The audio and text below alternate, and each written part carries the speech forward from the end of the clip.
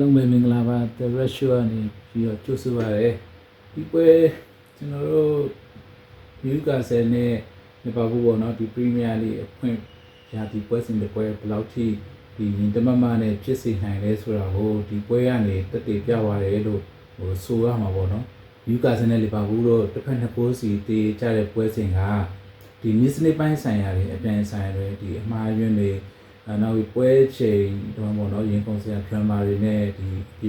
ပြစ်ပေးပြီးတော့ပြီးဆုံးသွားတယ်ဒါပေမဲ့ဒီပွဲမှာနှစ်ဖက်ကစားသမားတွေအမှားယွင်းအရန်တော်တော်များတယ်ဗျအမှားယွင်းများတဲ့ကြားတဲ့ဟာကိုတွေမြင်တွေ့သွားတယ်ပေါ့နော်ဒီပွဲစပြီး9မိနစ်မှာလည်းဒီ Newcastle တို့ဒီအဖွင့်ပိုးရသွားတယ်ဒီကိုဒီအန်တိုနီလန်ဂါကဒီညာဘက် down တဲ့ပေါ့နော်အမှားယွင်းမရှိကိုကန်တွင်းယူသွားတယ်အဲ့ဒီနောက်ပိုင်းမှာဒီလီဗာပူးတို့ဘက်ကဘောလုံးပိုင်ဆိုင်မှုအသာစီးနဲ့ PR ပေးခဲ့ပေမဲ့ Newcastle ရဲ့ခိုင်မာတဲ့ဒီခံစစ်ဆင်မှုတွေပေါ့နော်ဒီနောက်ပြီးတော့ဂိုးသမားတဲ့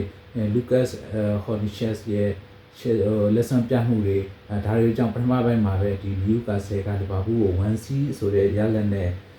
အသာစီးရယူသွားတာပေါ့နော်ဒုတိယပိုင်းပွဲစားလို့မကြခင်ဒီပွဲချိန်55မိနစ်မှာပဲဒီကိုဒီကပိုရဲ့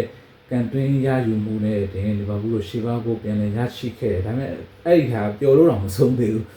ပျော်လို့တော့မဆုံးခင်မှာပဲဒီ Newcastle တို့ဒီတံပြန်တိုက်စစ်ပေါ့နော်ကောင်တာပြန်ရလာပြီးတော့ဒီ UN Visa ရဲ့ဖန်တီးပေးမှုကနေလူစားဝင်လာတဲ့ဂျိုးဝီလော့စ်ကဒုတိယကိုပြန်လည်ရယူပြီးတော့ဥဆောင်သွားတယ်ပေါ့နော်ဒီပွဲက Newcastle တို့ဒီအနိုင်3မှတ်ရမယ်အထင်နဲ့တွားနေချိန်မှာပဲဒီပွဲချိန်မိနစ်90ပြည့်လို့9မိနစ်ထပ်ပေါင်းအချိန်ပုံမှာဒီလူစားဝင်လာတဲ့ပီတာမူညို့စ်ပေါ့လှည့်ထွက်ပြီးအပြေးမှာ Newcastle နောက်ခံလူက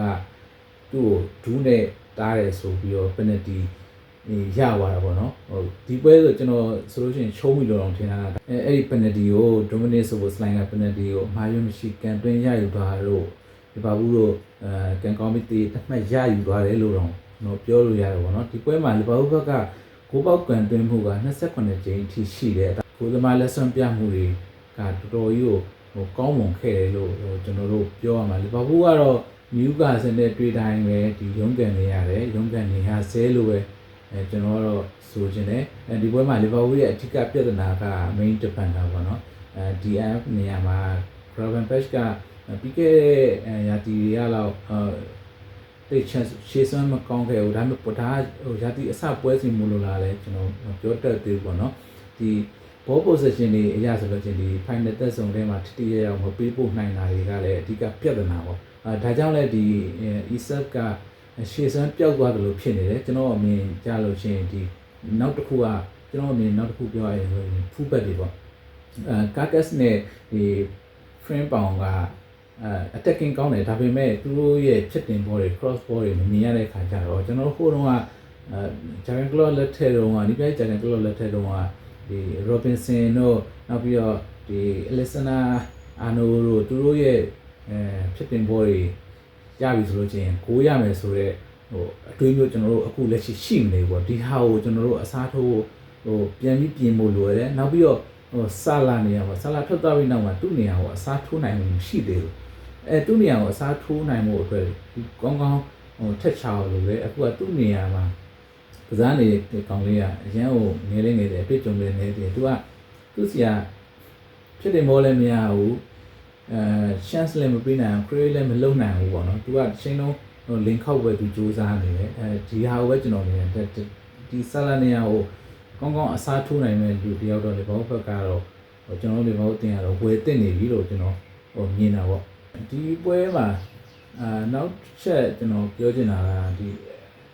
ကစားသမားတစ်တွေပေါ့နော်နောက်တန်းမှာ sorry ကစားသမားတစ်တွေဒီပွဲမှာအဆိုးဆုံးမဟုတ်ရင်တော့သူစင်ပြတော့ကစားနေဒါပေမဲ့ပရီးမီးယားလိနဲ့အဝင်ဝင်ကြဖို့တော့သူထပ်ပြီးစူးစမ်းဖို့လိုနေသေးတယ်လို့တော့ကျွန်တော်တော့မြင်နေပြီးတော့ဗောနော်သူတို့စီကအမှားယွင်းနေကျွန်တော်တွေ့ရတယ်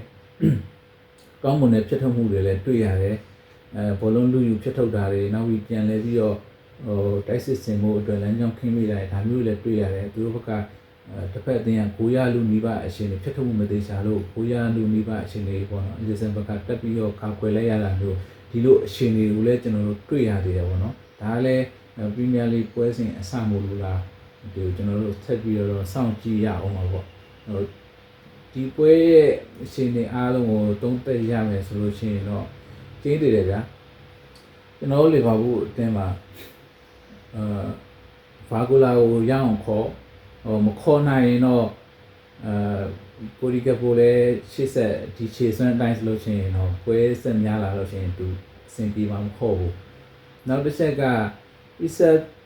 နေရာထပ်ပြီးတော့အစားထိုးဖို့အတွက်ဆိုလို့ရှိရင်Ekitike ကတော့ဒဏ်ရာပြန်ပြီးမြင်ပြန်ကောင်းလာမှာပဲလို့ကျွန်တော်တော့မြင်တယ်